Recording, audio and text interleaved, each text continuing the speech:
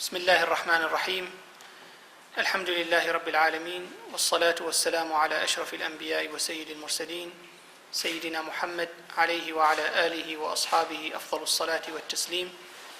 أيها الإخوة الأعزة، السلام عليكم ورحمة الله تعالى وبركاته. في ضمن جهود وزارة الأوقاف والشؤون الدينية وفي هذا الموسم لهذا العام، يسرنا أن نضيف الدكتورة البروفيسورة ليا وورد سيرز نرحب بها هنا في سلطنة عمان لتلقي محاضرة اليوم حول الأخطار المترتبة في الحكم على الآخرين. نرحب بالبروفيسورة، أهلا وسهلا بها بيننا، وأقدم لها سيرة مختصرة عنها. فهي الدكتورة ليا وورد سيرز، ولدت في مدينة هايدلبرغ بألمانيا في يوم 13 من يونيو عام 1955 للميلاد، وهي ابنة الكولونيل في الجيش الأمريكي توماس سيرز. انتقلت العائلة لتستقر في ولاية جورجيا الأمريكية، حيث تلقت سيرز دراستها العليا هنالك، ونالت شهادة الدكتوراه في القانون عام 1980 ميلادية. عملت المذكورة محامية في شركة ألستون أند بيرد في الفترة من عام 1980 إلى عام 1985، ولسنوات عديدة عملت أستاذ مساعد للقانون في جامعة إيموري في كلية القانون. في عام 1985 عينها عمدة أتلانتا أندرو يونغ إلى المحكمة المرورية، ثم أصبحت قاضية المحكمة العليا في عام 1988، وهي أول امرأة أمريكية ذات أصول إفريقية تشغل ذلك المنصب في تلك الولاية. وفي عام 1992 أصبحت قاضية المحكمة العليا بالولاية. أعلنت المذكورة في أكتوبر سنة 2008 للميلاد. أعلنت في أكتوبر 2008 للميلاد عزمها على الاستقالة من المحكمة العليا للولاية، وذلك في نهاية يونيو 2009 حينما تنتهي فترة عملها كرئيسة القضاة. وفي يناير 2009 أصبحت واحدة من 5 أشخاص من المرشحين لشغل منصب عمادة مدرسة الحقوق في جامعة ماريلاند، لكنها انسحبت من الترشيح في فبراير 2009 لمواصلة فرص أخرى. والجدير بالذكر أن البروفيسورة اعتبرت المرشحة المحتملة من قبل الرئيس أوباما لشغل منصب قاضية المحكمة العليا في الولايات المتحدة. تعيش سيرز حاليا في أتلانتا جورجيا مع زوجها هاسكل وورد، نائب عمدة مدينة نيويورك السابق. تحتفظ البروفيسورة بعضوية عدة مؤسسات وجمعيات تعنى بحقوق المرأة والعدالة المدنية وحقوق الزواج، وقد حازت على عدة أوسمة، آخرها كان وسام القيادة لمدينة أتلانتا. هذا كان موجز السيرة الذاتية لضيفتنا في هذه الليلة. نرحب بها مرة أخرى، فأهلا وسهلا بك. Thank you very much for that kind introduction, Mohammed Saeed Al-Mamred. Thank you very much. Thank you very much. Before I get started, I'd like to make just 2 quick thank yous. I want to thank His Excellency Abdullah Al-Salami, the Minister of Endowments and Religious Affairs of the Sultanate of Oman, and Sheikh Abdul Rahman Al-Salami, the Editor of Tolerance, for your kind invitation to both Reina Blankenhorn and myself to come to this beautiful country and have the opportunity to speak with you all today. في البداية أود أن أزدي شكرين إلى معالي الشيخ عبد الله بن محمد السالمي وزير الأوقاف والشؤون الدينية، وإلى الشيخ الدكتور عبد الرحمن بن سليمان السالمي رئيس تحرير مجلة التسامح على دعوتي الكريمة لي لإلقاء هذه المحاضرة بين أيديكم وزيارة هذا البلد الجميل. I am honored to be in Oman, mostly because I grew up in the coastal town of Savannah, Georgia, in the United States of America. And I can't tell you how it stirs my soul to be surrounded by such glorious beaches and beautiful water.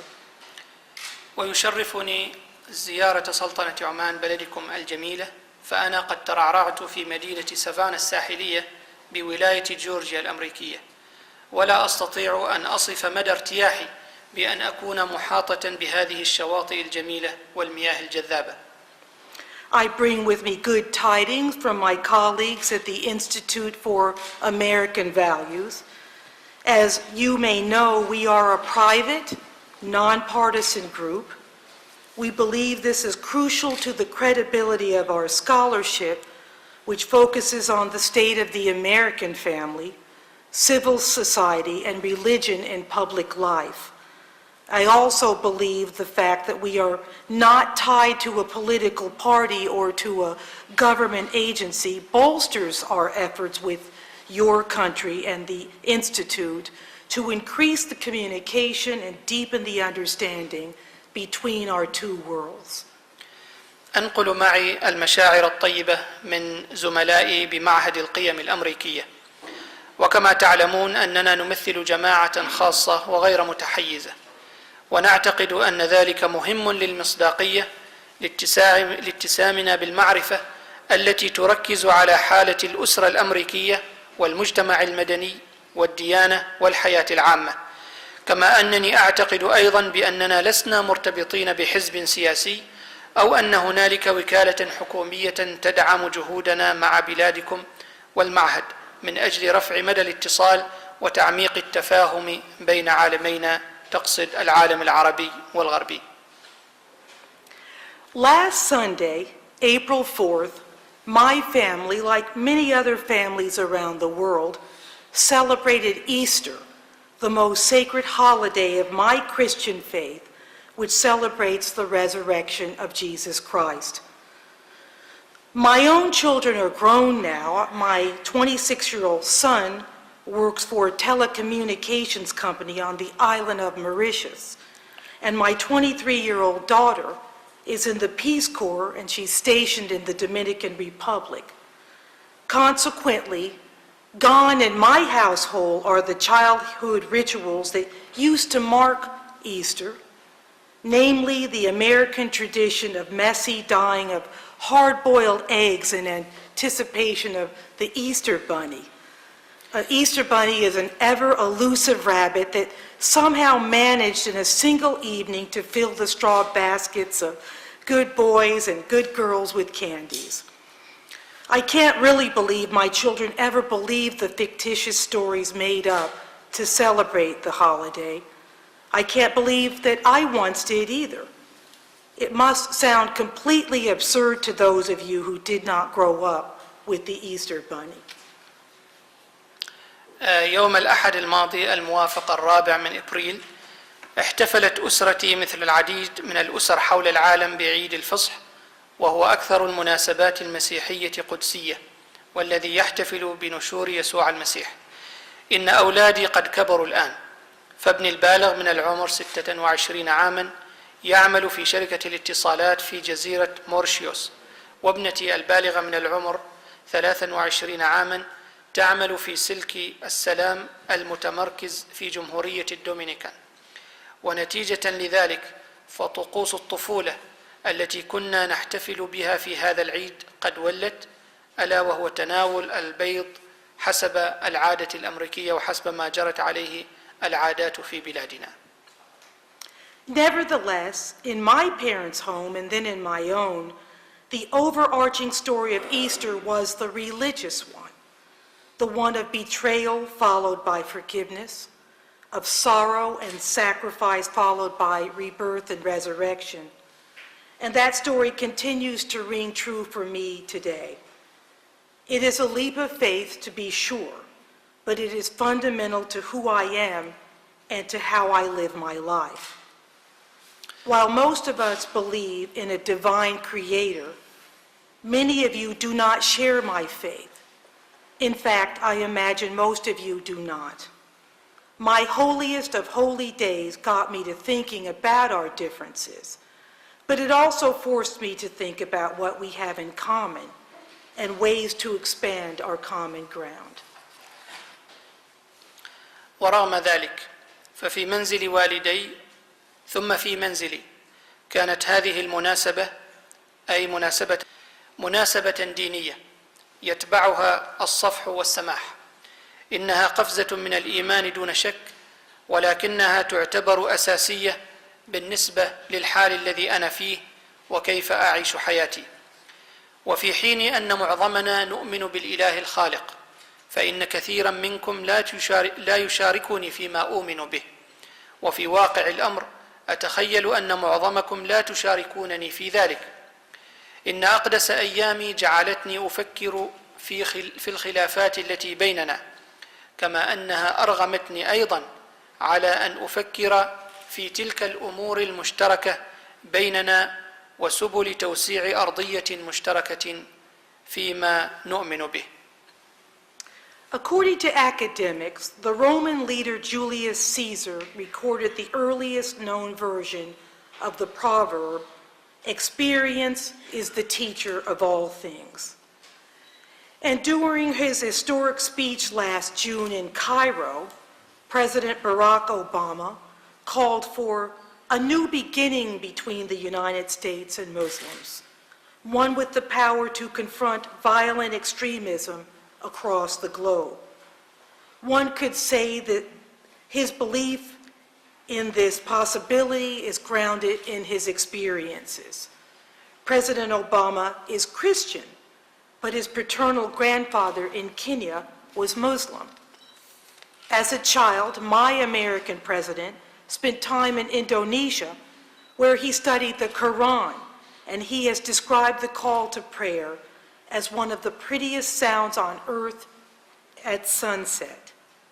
His experience tells him that the principles of justice and progress and tolerance and human dignity are principles that both Christians and Muslims share. I agree with President Obama on this.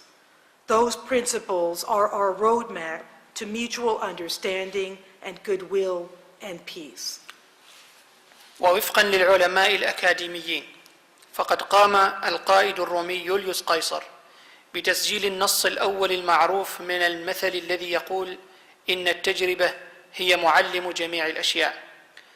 وفي خطابه التاريخي في يونيو الماضي في القاهرة، دعا الرئيس باراك أوباما إلى إيجاد بداية جديدة بين الولايات المتحدة الأمريكية والمسلمين، البداية ذات قوة لمواجهة التطرف العنيف عبر العالم.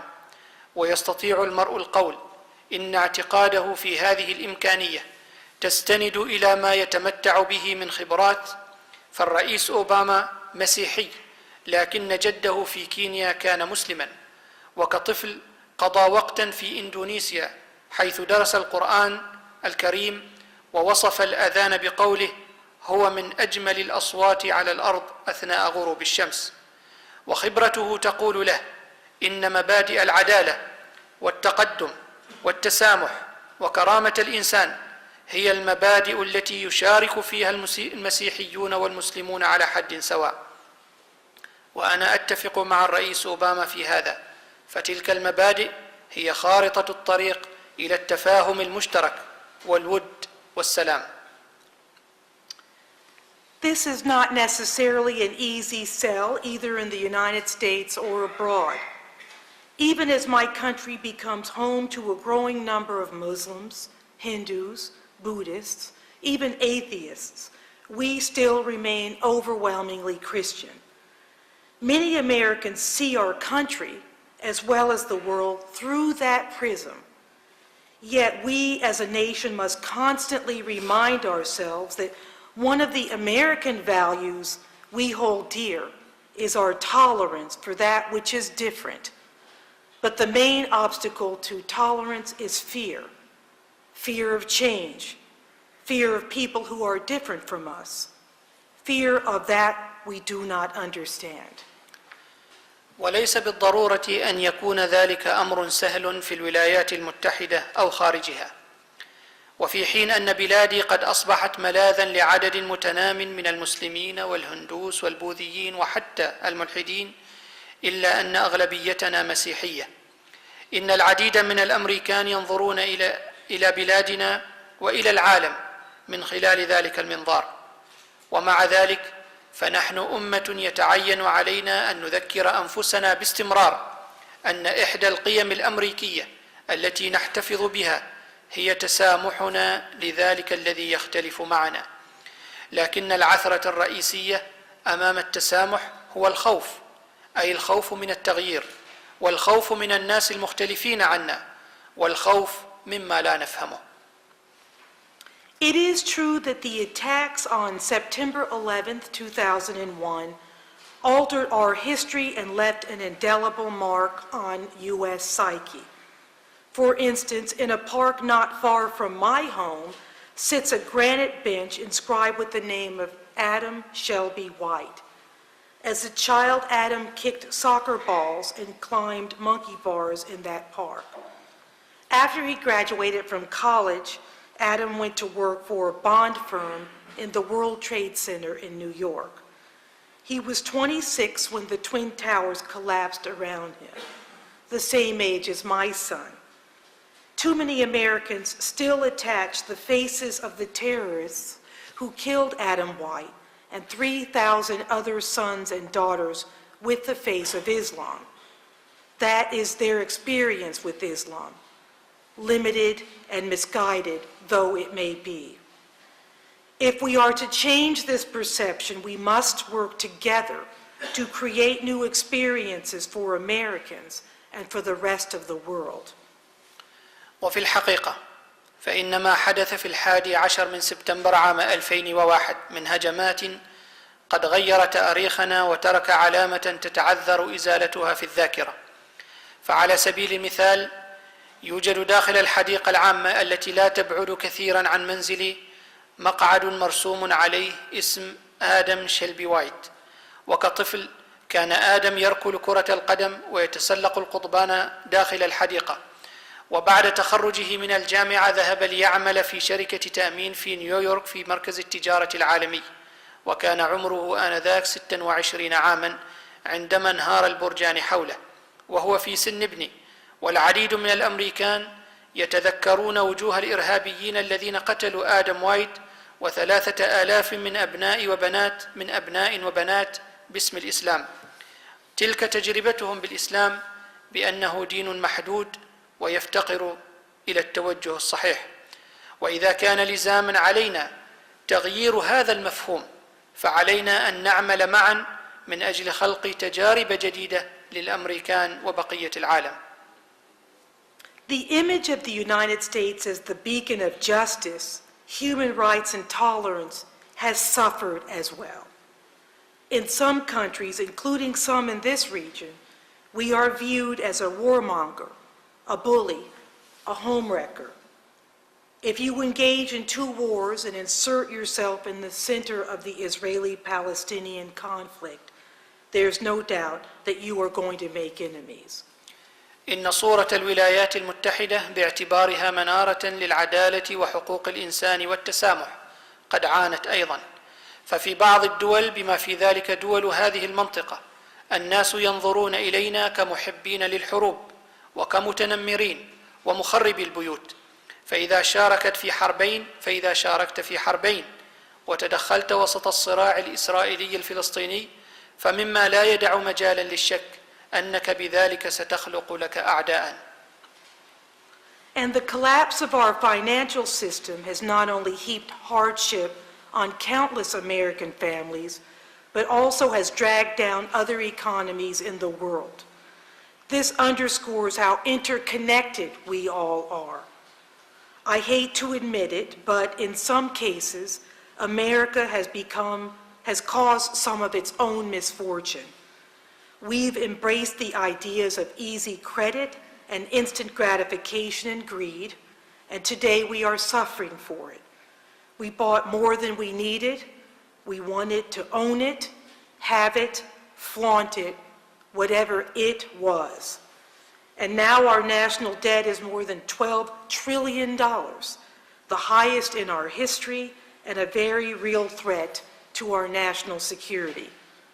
Way too many American families are out of work and out on the street and out of luck. Only a nation that earns wisely and spends wisely can ever hope to keep its power and independence. We are learning the hard way to teach our children thrift and frugality again. I can't help but think how much better off we would be today if we remembered what one of our nation's founding fathers, Benjamin Franklin, said 250 years ago about the perils of going into debt, when he said, "Fools make feasts and wise men eat them." إن انهيار نظامنا المالي لم يسفر عن حدوث صعوبات كثيرة على الأسر الأمريكية التي لا حصر لها، بل أيضا قد جرت إلى الهاوية دولا أخرى حول العالم، وهذا يشير إلى مدى ارتباطنا مع بعضنا في هذا العالم. إنني أكره الاعتراف بذلك، لكن الأمريكان في بعض الحالات كانوا سببا لسوء الحظ هذا، فقد ارتفعت المديونية الوطنية الآن إلى ما يزيد عن 12 تريليون دولار، وهو أعلى رقم في تاريخنا، ويشكل تهديدا حقيقيا لأمننا القومي. وأصبحت أعداد كبيرة من الأسر الأمريكية دون وظائف تتسكع في الشوارع، فالدولة الوحيدة التي تكسب بعقل وتصرف بعقل تستطيع دائما أن تأمل أن تحافظ على نفوذها واستقلالها.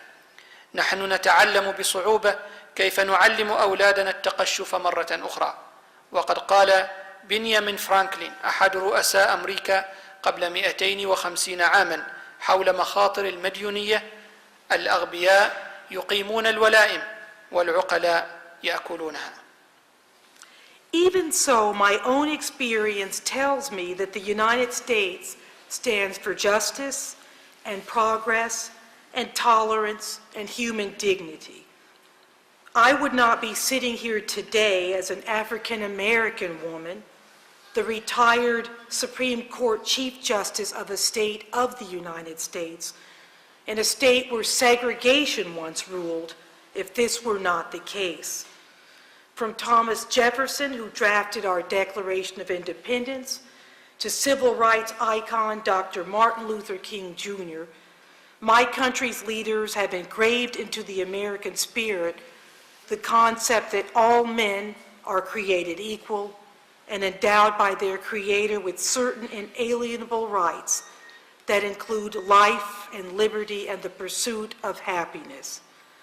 Built into all of our institutions, our schools, our government, our courts, is the presumption that we are all to be treated equally, regardless of race, gender, ethnicity, religion, or socioeconomic background. At the time our country was founded, Black people, like me, were slaves, and women, like me, were mere property. Sometimes we forget that it took us more than a century to extend the rights to all of our citizens that we so impatiently demand of other countries. And we have yet to achieve true equality for all people in our own increasingly diverse nation. But we continue to try. ولولا أن الولايات المتحدة دولة العدالة والتقدم والتسامح وكرامة الإنسان، لم يكن بمقدوري أن أقف هنا كامرأة أمريكية ذات أصول إفريقية متقاعدة كرئيسة المحكمة العليا في ولاية حكم فيها الفصل العنصري ذات مرة. الشكر موصول إلى توماس جيفرسون الذي أعد مسودة لما يعرف بإعلان الاستقلال، وكذلك إلى المناضل للحقوق المدنية الدكتور مارتن لوثر كينغ. فزعماء بلادي قد نقشوا في الروح الأمريكية أن البشر سواسية، وأن خالقهم قد أنعمهم ببعض الحقوق لا يحرم الإنسان منها، والتي تتضمن الحياة والحرية والسعي إلى السعادة. إن الافتراض بأننا جميعا سوف تتم معاملتنا بالمساواة بغض النظر عن العرق أو الجنس أو الإثنية أو الدين أو الخلفية الاجتماعية أو الاقتصادية مبني داخل كافة مؤسساتنا ومدارسنا وحكومتنا ومحاكمنا. وفي الوقت الذي تأسست فيه دولتنا فالسود مثلي كانوا عبيدا، والنساء مثلي كن مجرد ممتلكات، وننسى أحيانا أن المسألة استغرقت بنا أكثر من قرن من الزمن من أجل توسيع حقوق جميع مواطنينا، الحقوق التي نطالب بها بفارغ الصبر لدول أخرى، وما زلنا ننتظر تحقيق المساواة الحقيقية للشعب كله في دولتنا المترامية الأطراف بصورة متزايدة، لكننا مستمرون في المحاولة. I know that some of you, like young people in every country, may yearn for change in your country, more say in your government, the rule of law, greater freedom of expression. These are lofty ideals. They are messy ideals. All you have to do is watch the vitriol that played out recently in the United States in the debate over whether to provide all Americans with affordable health care to know that Americans also struggle in their government. It is amazing to me that there is even such a debate in a country as rich as ours. إنني على يقين بأن بعضا منكم شأنكم في ذلك شأن شباب أي دولة قد يسعون للتغيير في بلادهم، أو أكثر في حكومتهم لحكم القانون وحرية التعبير الواسعة. وهذه هي الغايات العليا، وهي غايات غير مرتبة، وكل ما عليك أن تفعله هو مشاهدة النقد اللاذع الذي حدث مؤخرا في الولايات المتحدة في المناظرة حول ما إذا كان من الضروري التوفير لكل الأمريكان العناية الصحية الممكنة، علما بأن الأمريكيين أيضا يكافحون في حكومتهم. ومما يثير إعجابي أن مناظرة كهذه قد حدثت في واحدة من أغنى الدول كحال الولايات المتحدة الأمريكية. But if experience has taught us anything, it is that change is inevitable, even if we don't always know what it will look like. Just consider how much your country has changed in recent history. You have transformed from an isolated state to one of the region's most modern. Our two countries now, longtime friends, are partners in a free trade agreement. You have made tremendous advances in education and healthcare and infrastructure. And although you are an ancient and proud country, demographically you are a young country. Your experiences and your thoughts can't help but be different from those of your parents and will be those of your children. And you undoubtedly will see much change in your lifetime, and so will your children and your children's children. So what can we do to strengthen the bridge between the United States and Oman? وإذا كانت التجربة قد علمتنا أي شيء فإن ذلك التغيير لا محيد عنه، حتى وإن لم نكن نعلم دائما ماذا سيكون شكله. فعليك أن تنظر في مدى التغيير الذي حدث لبلادك في الفترة الأخيرة، فقد تحولتم من دولة منعزلة إلى أكثر دول المنطقة حداثة. فبلدينا الصديقان لفترة طويلة هما شريكان في اتفاقية التجارة الحرة. بلادكم قد حققت تقدما كبيرا في مجال التعليم والعناية الصحية والبنية الأساسية، ورغم أن بلادكم دولة عريقة وتفتخر بذلك من الناحية الديمغرافية، فهي دولة فتية. إن تجاربكم وأفكاركم هي في الحقيقة تختلف عما كان لدى آبائكم، ومما لا شك فيه أنكم سوف تشهدون مزيدا من التغيير في حياتكم وحياة أبنائكم وأبناء أبنائكم. لذا فما الذي يمكننا عمله لتعزيز جسر العلاقة بين الولايات المتحدة وسلطنة عمان؟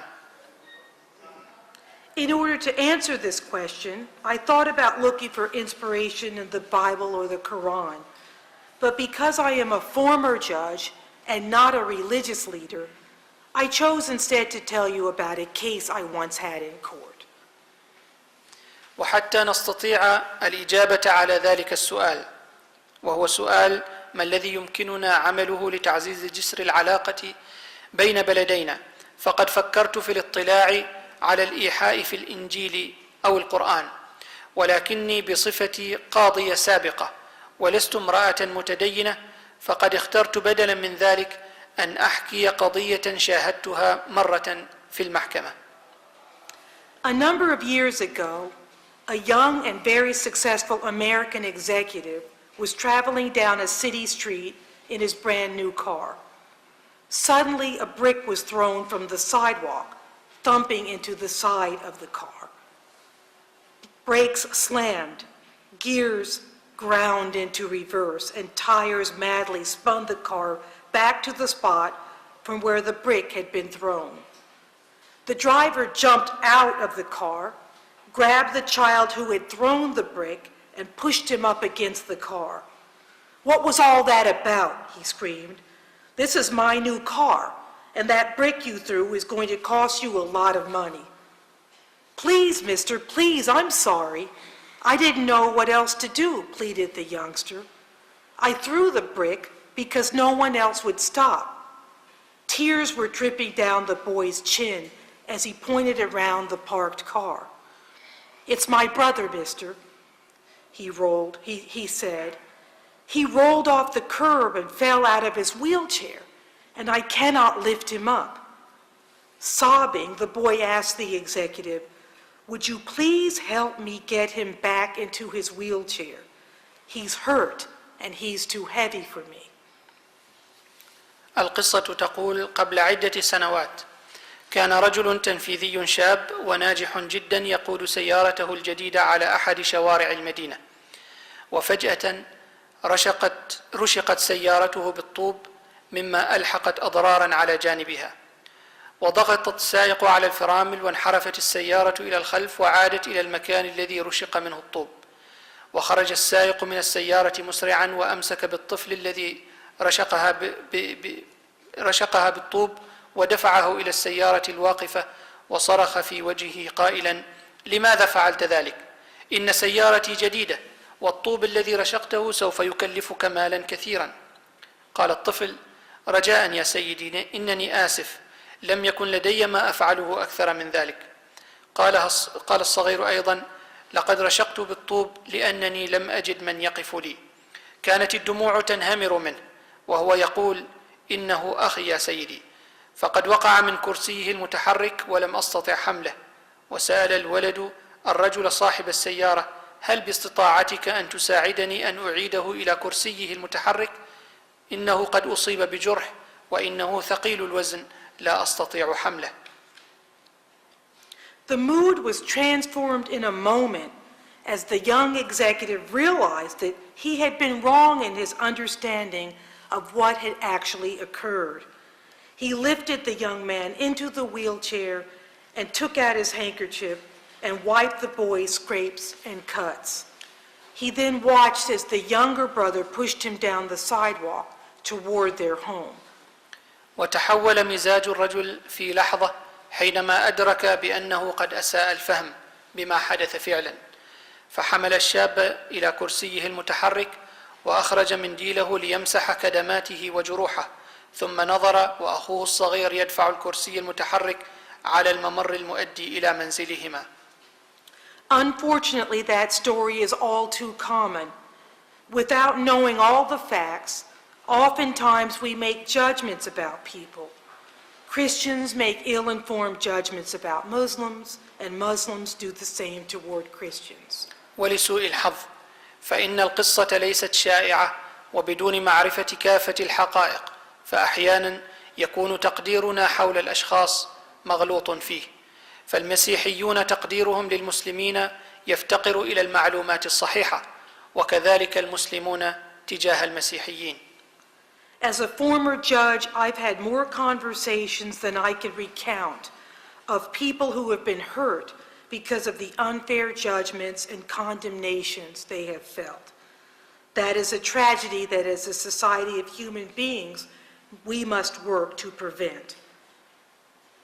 وبصفتي قاضية سابقة فقد شاركت في أكثر المحادثات مما أستطيع ذكرها عن الأشخاص الذين لحق بهم الأذى نظرا للتقدير غير العادل والتنديد الذي شعروا به، وتلك مأساة يجب علينا العمل على تفاديها باعتبارنا جماعة من البشر. We need to be careful about how we judge other people.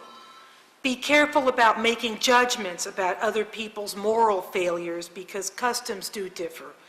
Be careful about judging other people's motives unless we walk in their shoes.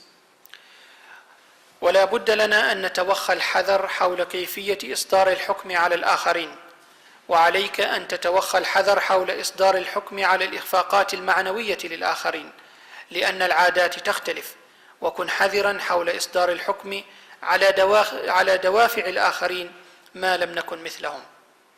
You may ask then, how and when do we judge others?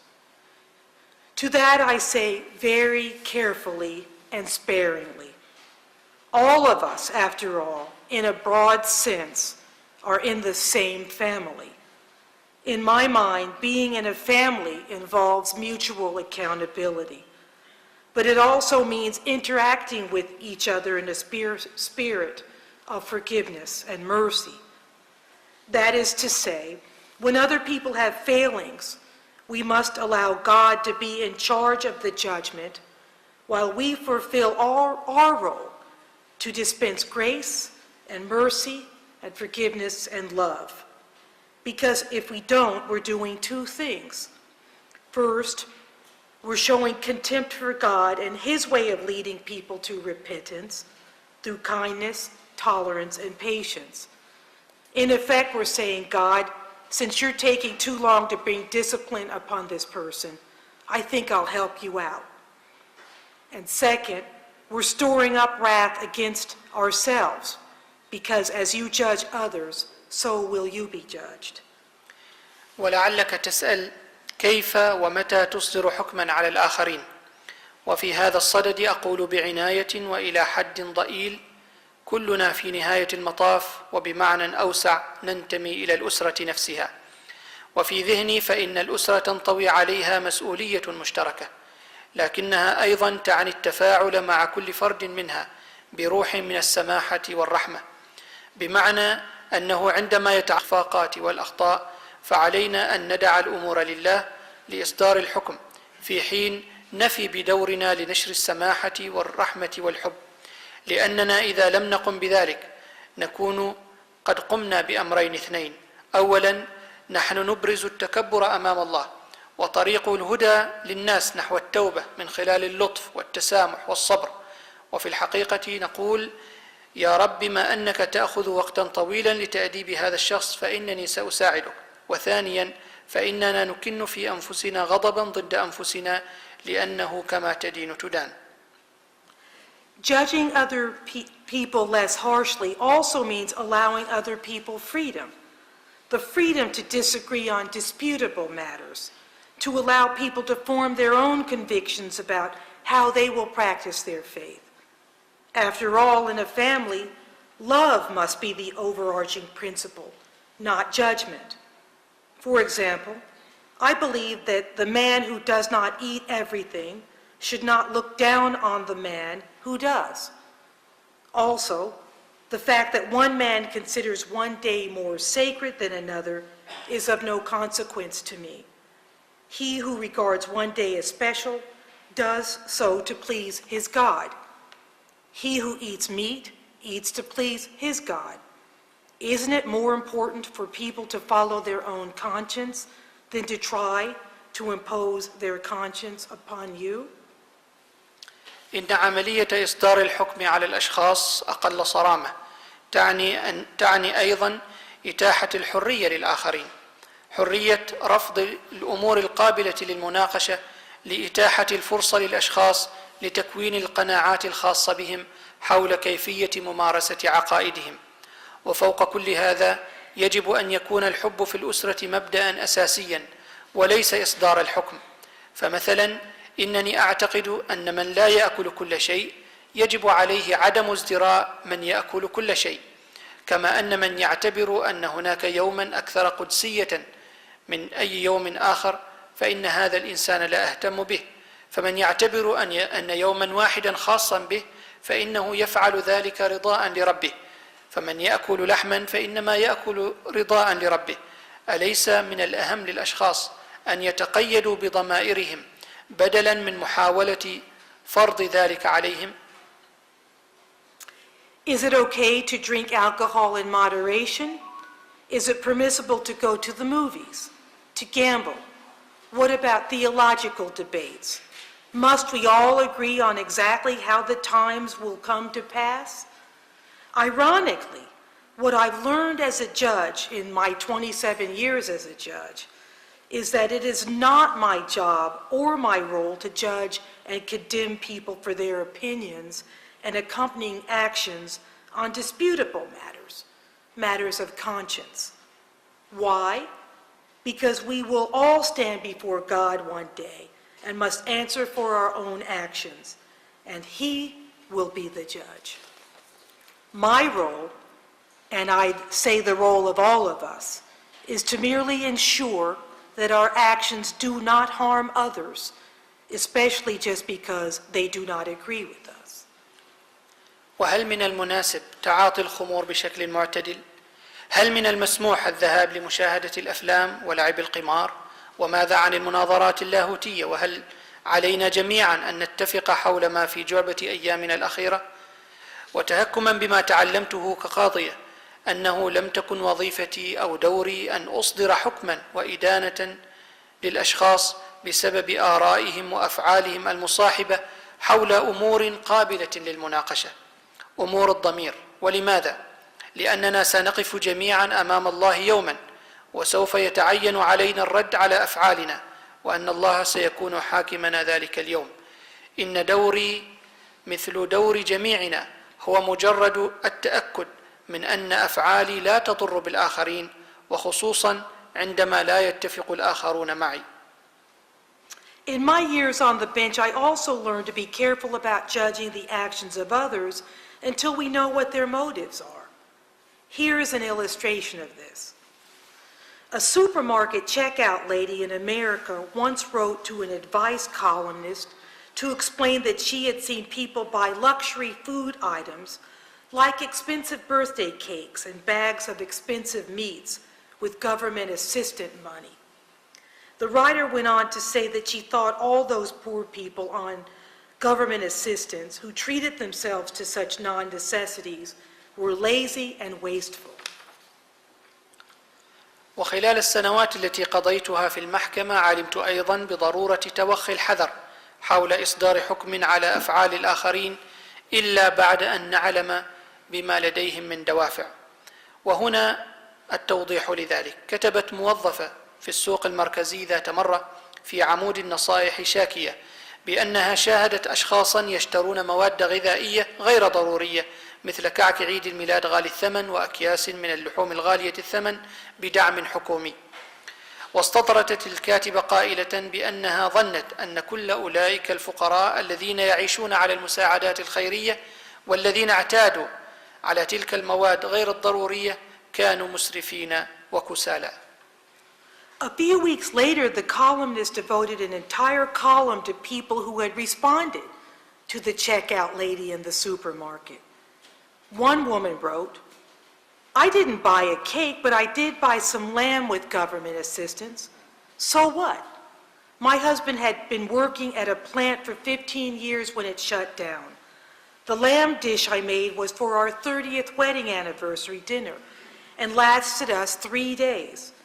Perhaps the supermarket attendant who criticized that woman would have had a different view of life after walking a mile in my shoes." وبعد بضعة أسابيع كتبت تلك المرأة كاتبة العمود عمودا كاملا على الأشخاص الذين استجابوا للسيدة عاملة السوق المركزي. فقد كتبت إحدى النساء ما يلي: لم أقم بشراء الكعك ولكن اشتريت بعض لحم الضأن المدعم حكوميا. وما الغريب في ذلك؟ فزوجي كان يعمل في مصنع لمدة 15 عاما وأغلق المصنع بعد ذلك، وتم تحضير لحم الضأن ليكون عشاء باحتفال الذكرى 30 لزواجنا، واستمر هذا اللحم معنا لمدة 3 أيام. ربما موظفة السوق المركزي التي انتقدت تلك المرأة كانت لديها وجهة نظر مختلفة. Another woman wrote, I am the poor woman who bought the expensive cake and paid for it using government assistance. I thought the checkout woman in the store would burn a hole through me with her eyes. What she did not know is that the cake was for my little girl's birthday. It will be her last. She has bone cancer and will probably be gone within 6 to 8 months. وكتبت امرأة أخرى تقول إنني امرأة فقيرة اشتريت الكعكة $17 ودفعت ثمنها بدعم حكومي، وظننت أن موظفة السوق المركزي سوف تترك أثرا على جسمي من خلال عينيها اللتين كانتا تحملقان بي، والشيء الذي لم تكن تعرفه المرأة هو أن تلك الكعكة كانت بمناسبة عيد ميلاد ابنتي الصغيرة، وسوف تكون كعكتها الأخيرة، فهي تعاني من سرطان العظام ولربما ستموت في غضون 6 إلى 8 أشهر. There is no way any of us can know exactly a person's motives. We can save ourselves and other people a lot of grief by stop trying to figure out people's hidden motives for behavior and instead love and accept them. As I said, God alone is the judge of people. He alone knows the motives of people's hearts. He alone knows the proper time for judgment and the perfectly just response to sin. And yet still the question hangs out there. Are there not some appropriate times to judge others? The answer is yes, but we have to do so, as I said, very sparingly, and only when we must. وليس هنالك من سبيل نستطيع به أن نعرف دوافع الشخص على وجه التحديد، فباستطاعتنا إنقاذ أنفسنا والآخرين، وإنقاذ حدوث الحزن بامتناعنا عن محاولة التفكير في الدوافع الدفينة للأشخاص من خلال التصرف، وبدلا من ذلك علينا أن نكن لهم الحب وقبولهم. وكما قلت فالله وحده هو حاكم الأشخاص، فهو الوحيد الذي يعلم ما في قلوب الناس من دوافع، وهو الوحيد الذي يعلم الوقت المناسب للحكم. ومع ذلك يلوح السؤال في الأفق، وهو أليست هنالك أوقات مناسبة لإصدار الحكم على الآخرين؟ والإجابة نعم، ولكن علينا أن نفعل ذلك من حين لآخر، وفقط إن لزم الأمر لذلك. I'd like to end with where I began, with the children's story, only this one is factual, and there are no bunnies. I've always been a voracious reader. Even as a little girl, I would lock myself in my bedroom and read for hours. Like other girls of my generation, I loved the American author Laura Ingalls Wilder. Her little house books chronicled her family's life as American pioneers in the mid-1800s. They left behind the security of what they knew and rode into the wilderness of the United States with no assurance of what lay before them and nothing but what they could fit into their covered wagons. In one of the books called The Long Winter, Laura and her father came across a muskrat house. Now, a muskrat is a small, furry rodent popular in the western part of the United States. The muskrat house was taller than Laura was, who was 14 years old at the time, and the mud walls are so wide that Laura could not get her arms around it. Her father takes one look at the structure's size and construction and laments, "We're going to have a hard winter. The colder the winter will be, the thicker the muskrats build the walls of their houses." It is a sweltering summer day on the prairie, and Laura has her doubts. "Father, how can the muskrats know?" she asks. "I don't know how they know, but they do know. God tells them somehow, I suppose," he says. "Then why doesn't God tell us?" Laura presses. The father answers, "Because we're not animals, we're humans. And he gives us a conscience and brains to know what's right. But he leaves it up to us to do as we please. Muskrats have to build that kind of house. A man can build any kind of house he can think of. So if his house doesn't keep out the weather, that's his problem. لقد كنت دائما شغوفة بالقراءة، وحتى عندما كنت بنتا صغيرة كنت أقرأ لساعات في غرفة نومي. وكبنات أخرى من جيلي كنت أحب المؤلفة لورا أنجلز ويلدر، فمسلسلاتها بعنوان البيت الصغير كانت تسجيلا لحياة أسرتها باعتبارها من رواد الأمريكيين في منتصف سنوات القرن السابع عشر، وقد تركوا وراءهم ما كانوا يعرفونه وركبوا هربا إلى البراري دون التأكد لمستقبلهم، لكنهم استقلوا عرباتهم المغطاة. وفي كتابها فصل الشتاء الطويل مرت لورا مع والدها بجحر الفار، وهذا الفأر مشهور في الجزء الغربي من الولايات المتحدة، وكانت لورا في ذلك الوقت تبلغ من العمر 14 عاما. وأخذ والدها نظرة واحدة على حجم المبنى والبناء وصرخ قائلا: سوف نمر بفصل شتاء شديد.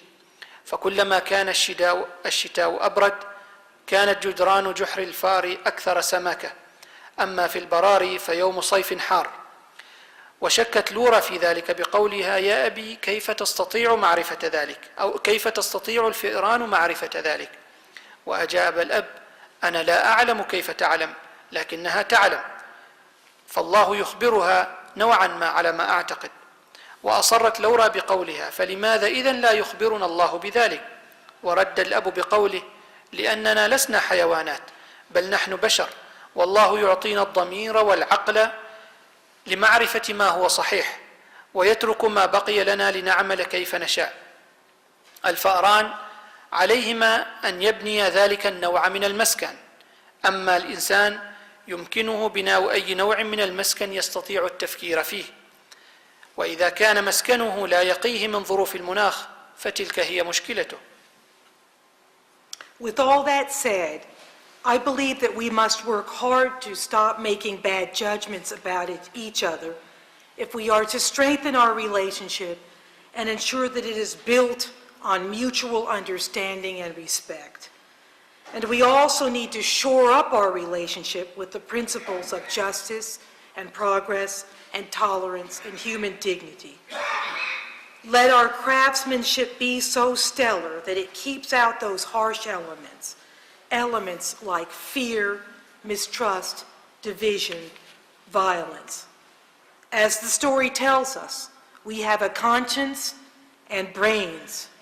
If we follow them, we will get where we need to go together. إن كل ما تحدثت عنه إنني أعتقد بأن علينا العمل بجد للامتناع من إصدار حكم سيء على الآخر.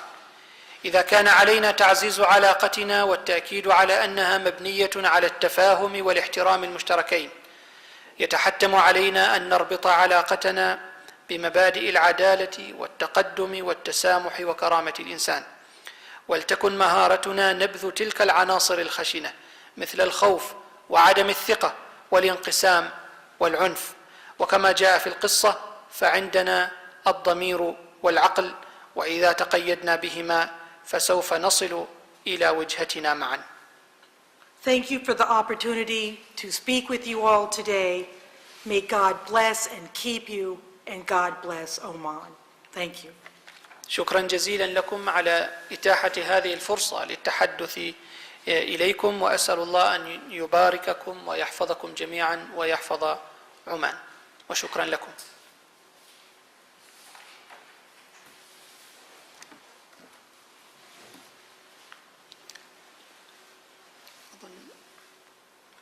ما في مجال للمناقشة دكتور؟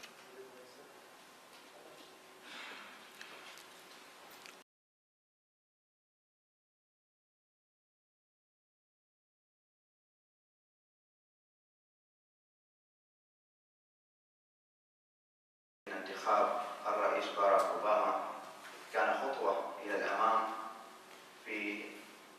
إلى الحرية، لكن نتساءل بأن عند كلا الجانبين هل نشعر بأن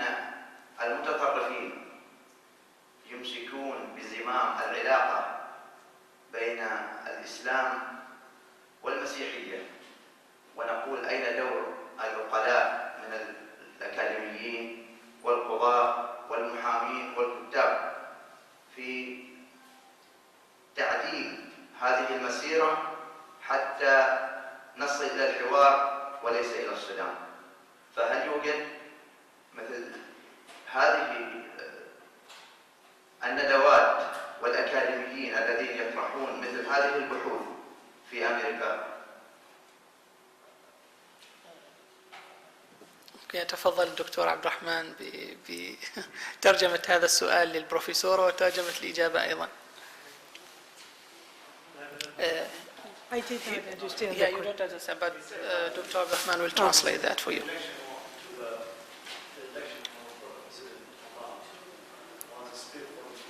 The election for President Obama. Yes.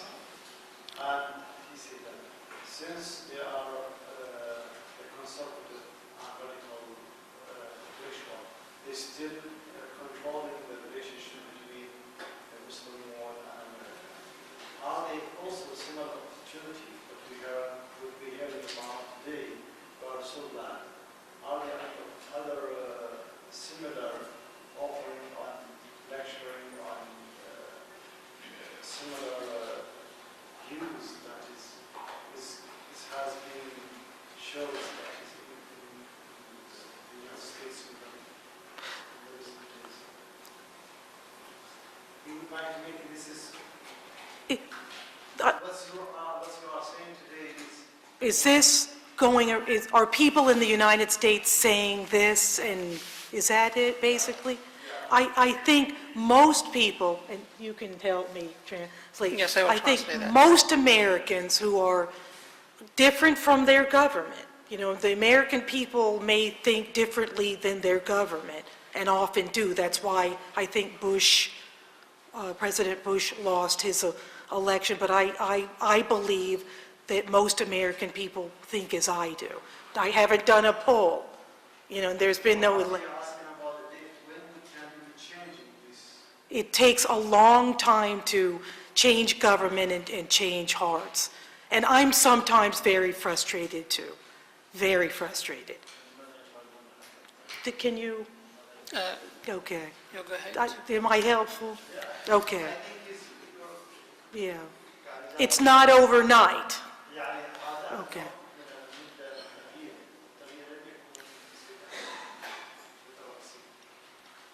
أيضا هي ردت على سؤالك الأخ محسن بأن نعم هي تعتقد أن كثيرا من الأمريكيين في الولايات المتحدة الأمريكية يشاركونها نفسها النظرة نفسها والتوجه نفسه في الولايات المتحدة، وهي تعتقد أيضا أن كثيرا من الشعب الأمريكي على خلاف ما عليه الحكومة، فليس بالضرورة أن ما تفعله الحكومة الأمريكية هو رأي الشعب الأمريكي، فهنالك اختلاف بين السياسة حكومة الولايات المتحدة وبين الشعب، وهي تعتقد أيضا أن هذا الطريق إلى التغيير، تغيير هذه القناعات يحتاج إلى وقت طويل أيضا في ذلك. Okay. Okay.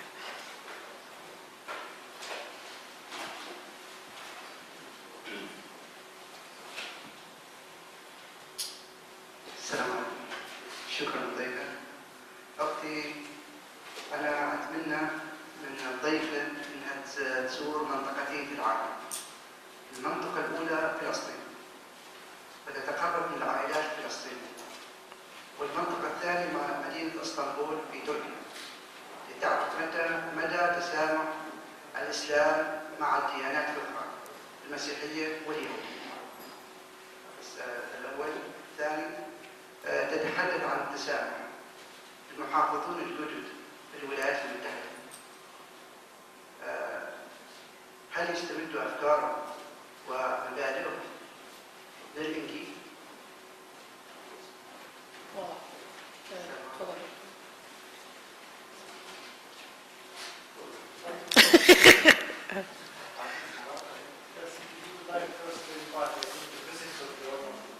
Have you been to Turkey? No, I have not been to Turkey. Yes, you should visit Palestine and Turkey. First to show that is the tolerance, which is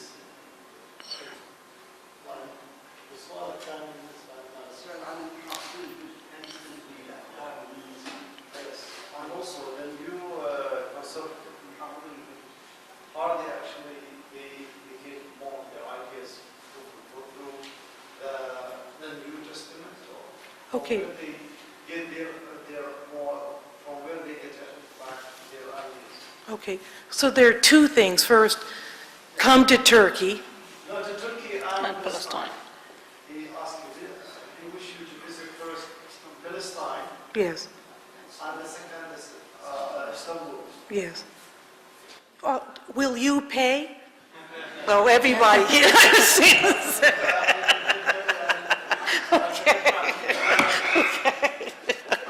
But yes, I would love to do. But what's the second part of the About From there, get their ideas. the conservatives? new concept. The new conservatives? I have no idea. I'm not, being not a new conservative, I'm not, From where they actually ask your ideas, from your experience. my experience. Where from there? From this new conservative. Have to remove your hat, but not in the case of somebody who had a headdress on for religious freedom. So, in other words, that wouldn't fly in the United States, and if someone tried to make it fly, it would get shot down. It wouldn't fly I would think it would be unconstitutional. Okay? وحول السؤال حول مسألة النقاب فهي يعني تقول أن أوباما أصدر أمرا بعدم الضغط على النساء في لبس في مسألة اللباس، وأن ذلك أمر يعتبر من الحرية الشخصية للإنسان وللمرأة أن تلبس ما تريد، ولو صدر مثل هذا الأمر فإنه سيلقى أيضا مناقشات حادة لأنه يتعارض مع مسألة الحريات الشخصية. From the Oman Observer newspaper. Okay. Number one, thank you for coming here. This is not my question, but I just want to clarify. There's a lot of misunderstanding between the hijab, which is the headdress, Yes. and the niqab, which is the veil. These are two different issues. Oh, okay. One is the veil, one is the headdress. Anyway, that's another question. Okay. My question is, it's great that you have seen, congratulations on overcoming these racial overtones since the time of Martin Luther King, Malcolm X, and today we have Obama as the leader of the free world. Not my words, but anyway. Okay. Secondly, do you think that this new change that has embraced America of racial equality and things like that, well, to the extent that the president has been elected by a majority of the citizens of the states, do you think that is going to encompass the rest of the world, specifically with regards to Islam, because we see a lot of anti-Islamic sentiment? Yeah, I hear. And I wonder why, considering that there are so many Muslim Americans, why is Islam being, should I say, degenerated when there are so many Muslims living in America today? It is my hope, and that's what we're working for. A lot of people are working for this. Well, first, let me just say this. Thank you for congratulating me on overcoming all this racial, but it's not all done, just to be honest with you. It's still a struggle in my life. Everything is not happiness and roses on the racial front in the United States, but it's better, okay? And the same thing on the religious tolerance. We have to get it better, and it has to be something that we work on every day, every day, every day. And I think if we do, it will be better. Why isn't it better now? Because of ignorance. I think Americans just don't understand enough. That's the point. With so many Muslims in America, why is it not so clear? Ignorance. You know, it's not a matter of, volume of people, it's just not knowing, ignorance and fear. Ignorance born of fear. Am I? Let me Okay, translate yes. that to the Okay. audience. كان سؤال الأخ السائل العزيز في البداية أنه أراد أن يوضح التفريق بين مسألة النقاب ومسألة الغطاء الرأس، فهنالك فرق بين الأمرين. الأمر الثاني أنه هنأ المحاضرة على هذا التحول من تلك الأمور السابقة في مسألة العرقية والتحول، نهنأ على هذا التحول بما جاء به مارتن لوثر كينغ وغيره، وسأل سؤالا: هل تعتقد أن غالبية الأمريكيين اختاروا أوباما، ولماذا الخوف من الإسلام في أمريكا؟ إذا كنت فهمت سؤالك بشكل صحيح. هي أجابت بأن هذا ما نسعى من أجله، وهي شكرته على التهنئة وقالت أن هذا ليس كل شيء، نحن لم نقم بكل شيء، ولكن هذا هو أفضل شيء حققناه، وأنها تسعى يوما بعد يوم إلى تكريس مفهوم التسامح الديني لدى الناس، وأن هذا من المهمات الكبيرة التي لابد أن تفعل يوميا، تفعل في الحياة اليومية للناس. وهي تظن أن كل هذه الأفكار المغلوطة بين الطرفين مردها إلى أمرين اثنين، هو الجهل والخوف، والخوف يتولد من الجهل. هذا للتوضيح ما دار في النقاش. لماذا أمريكا يدعون بالإرهاب على الإسلام؟ لأنها في بداية بعض الدول العالمية في قطر وفي رجال كذا من إسرائيل من أيام الغرب ويدعون دائما الإسلام. لماذا هذه الأطراف كلها على الإسلام؟ لماذا يدعون أنها في التسامح وهناك اتجاه ومعارض من جهة أنها تعرض الإسلام إلى التسامح وأنها في معارض الإرهاب؟ واضح.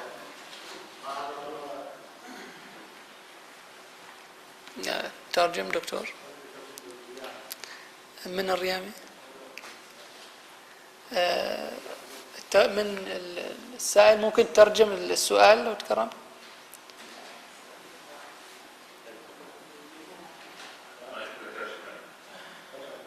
صار جدا أوسع. Yeah, he's asking about what you are talking about is about tolerance and about these values. But we hear on the media that the Muslims are terrorists, and all what happened in Palestine and the conflict between Arabs and Israel is about the intolerance. So how we can compare between these values, what we are talking about here about tolerance and these values, and what we are seeing in the ground? Well, that's why we need to have more and more of these kinds of conversations to build these bridges so we understand each other much better. I mean, obviously, this whole Muslim terrorists, everybody's a terrorist, is born of inaccuracies and as I said, fears and not really understanding the nature of your religion. And we need to know more. We need to seek to know more. And you about us. نعم، تقول هي لهذا الغرض تقام مثل هذه المحاضرات، وهي للتوضيح ولبناء المعرفة للإنسان وللتفريق بين هذه المفاهيم المغلوطة. ونحن بحاجة إلى المعرفة وبحاجة إلى التعارف لأجل أن لا تكون مثل هذه المفاهيم التي يساء فهمها والتي تربط بدين معين وبجنس معين مما يحدث في العالم. نحن بحاجة إلى مثل هذه الندوات من أجل بناء معرفة حقيقية. السلام عليكم ورحمة الله وبركاته. السؤال الأول، أولا نشكر المحاضرة على هذه المحاضرة. السؤال الأول، في فرنسا 10,000 يدخلون الإسلام، هل يعني هذا أن لغة التسامح هي الغالبة في فرنسا وفي غيرها حتى في أمريكا وفي غيرها من بقاع الأرض؟ هل يعني هذا أن صوت التسامح وصوت التفاهم هو الغالب في هذه النقطة؟ وثانيا، يرجو من المحاضرة أيضا أن تعطينا الوسائل الأخرى غير هذه الندوات لترسيخ لغة التسامح في المجتمعات الإنسانية حتى يعرف الكل ما عند الكل. والسلام عليكم ورحمة الله. أنت ذكرت 10,000 يدخلون الإسلام سنويا. حسب رأيي 10,000 سنويا يدخلون الإسلام سنويا، هذه معلومة أعرفها. نعم. وكذلك الملايين يدخلون. هل يعني نعم واضح واضح. أن لغة التسامح هي الغالبة في هذه؟ First of all, thank you very much for coming here. He has two questions. The first one is about France. He gave about France. He said that 10,000 people every year converted to Islam.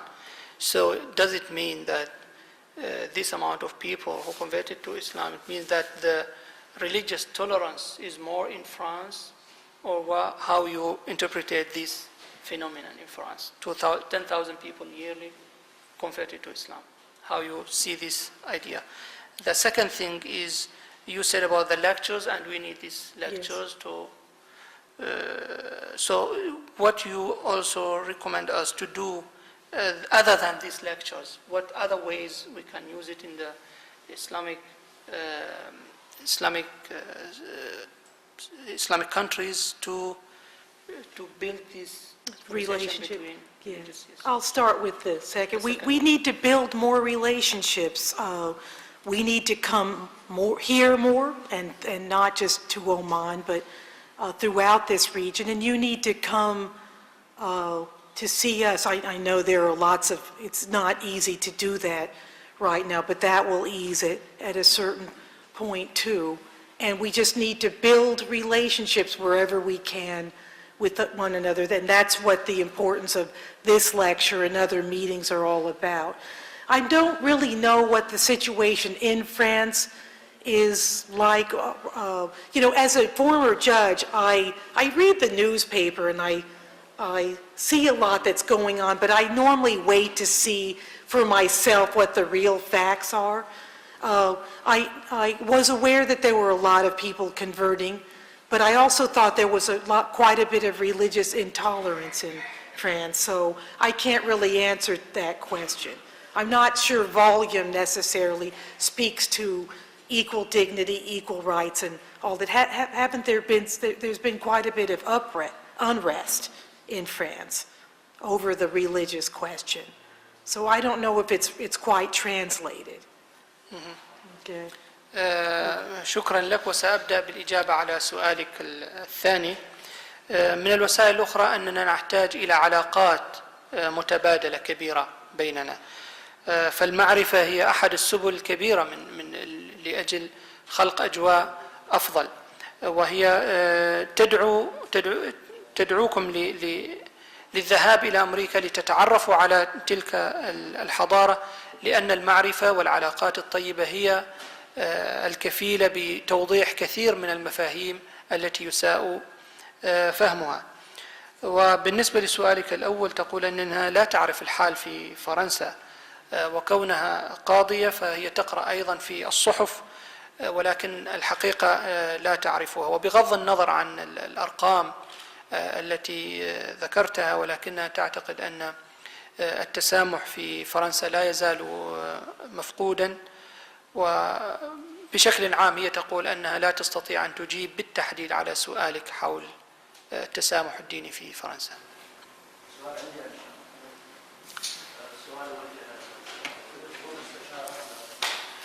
هو تطرقت في محاضرتها او في حوارها الى الطفل الذي قتل في 11 سبتمبر، والتي تعتبر مرحله من مراحل التاريخ في امريكا. في المقابل لم تتطرق الى قانا وما حدث في قانا.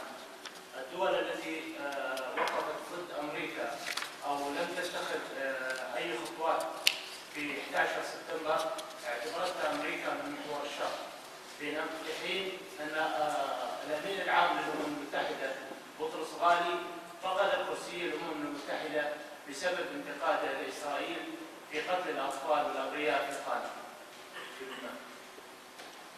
Okay. Please, thank you very much for your lecture. Thank you.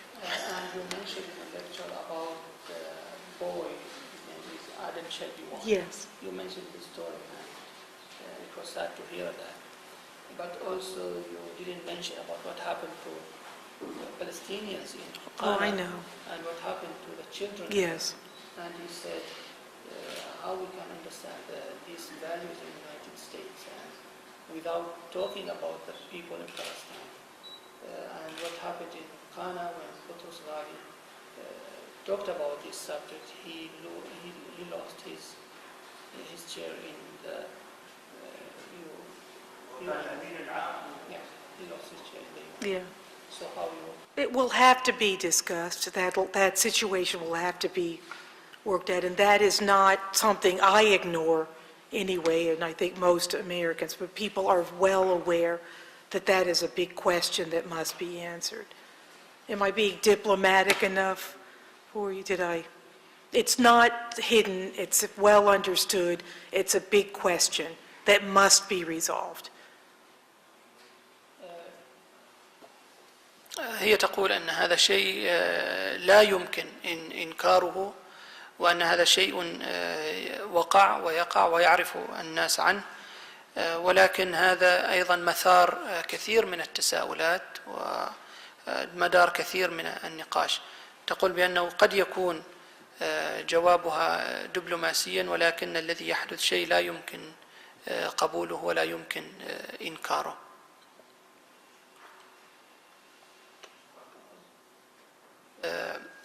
شكرا جزيلا لكم على حضوركم، وباسمي وباسم القائمين في وزارة الأوقاف والشؤون الدينية نشكركم على هذا الحضور وعلى هذا الاستفادة.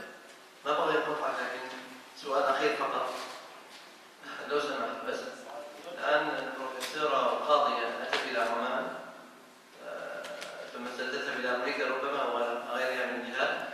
سؤال بسيط الآن، كما قالوا إن والأوت، الآن لما تعود إلى أمريكا إيش ما ستفعل؟ ما هو البرنامج ماذا؟ الأجندة ماذا في أمريكا؟ إيش؟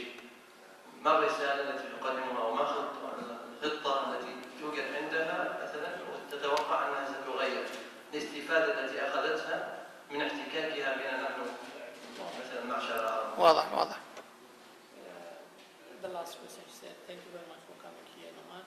And his question is about how your ideas, you come back, you came from America. Yes. And how you'll go back to America? How is your message? How is you're going to do when you go back? Okay. After visiting Oman and other countries? Thank you very much for that. It's a very good question. I am spending a year this year as a fellow with the Institute for American Values in New York City, and the Institute is working very hard to, with Oman government officials who are sitting here in the room today, to build bridges. And what we'll be doing is putting on, we have a website. The website is ifjihadreason.com. It is up and running, right? .org. ifjihadreason.org. These lectures and other lectures are being placed on the website. We have, Rita, you want to tell a little bit about it, or just to, okay, we have our listing going to end up at some point listing the 100 most influential public intellectuals in the Middle East, and these dialogues continue. We met about 4 weeks ago at the Carter Center, President Carter Center in Atlanta, Georgia, with 14 Arab scholars from throughout the Middle East who came and had, this was my very first multiforum, very, very candid, sometimes tense discussions, very fruitful. You know, if you've got to talk, you have to talk these things out. I thought it was very, very fruitful, and we've been having these conversations about every 4 years, and every 2 years, and we're hoping to hold the next meeting in Alexandria. We hope that you'll attend, you and some of the others here. Okay? Okay. تقول هي تشكرك على هذا السؤال المهم، وهي تقول بأنها تعمل في معهد القيم الأمريكية وهي عضوة فيه. هذا المعهد يعمل بجهد ومنذ سنوات، وله علاقات طيبة وجهود مع بعض المؤسسات الحكومية في السلطنة. مهمة هذا المعهد هو بناء جسور التواصل بين الشعوب وبين الديانات. لدى هذا المعهد، معهد القيم الأمريكية، موقع إلكتروني على الإنترنت وعنوانه اجتهاد ريزن اجتهادreason.com ifjihadreason.org. نعم. عنوانه اجتهادreason.org. وكل هذه المسائل نوقشت باستفاضة في هذا الموقع. تقول أيضا بأن الحوار مستمر، وقبل 4 أسابيع كان هنالك أيضا لقاء وحضره الرئيس الأمريكي السابق كارتر مع أكثر من 14 عالما من مختلف الديانات، وأن هذا الحوار هو يقام كل سنتين، واللقاء القادم سيكون في الإسكندرية في جمهورية مصر العربية، وتتمنى أن تكون حاضرا في هذا اللقاء أيضا. شكرا جزيلا لكم أيها الإخوة على هذا الحضور، ونشكر البروفيسورة ليا على محاضرتها القيمة، ونشكرها أيضا على حضورها وإمتاعنا بهذه المحاضرة، سائلين الله عز وجل لنا ولكم جميعا التوفيق واليسر والسداد. والسلام عليكم ورحمة الله وبركاته. Thank you.